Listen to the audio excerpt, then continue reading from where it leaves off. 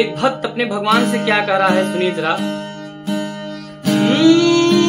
कर्पूर गौरम करुणावतारम संसार सारम भुजगेन्द्रहारम सदा वसंतम हृदयारविन्दे भवं भवानी सहितं नमामि।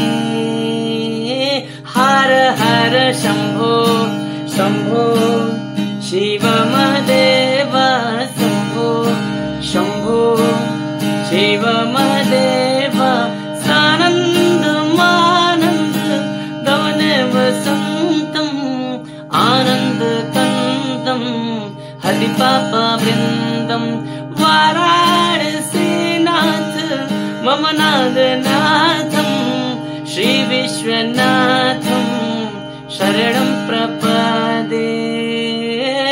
हर हर शंभो शंभो शिव महदेव शंभो शंभो शिव महदेव नीलाम्बुजं श्यामलं कोमलांगं सीता समारो विद्वाम भागं नारायण प्रियमनं मदापहारं श्री विश्वनाथं शरणं प्रपदे।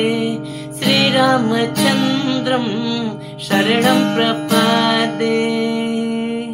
हर हर शंभो शंभो शिव महदेव शंभो शंभो शिव महदेव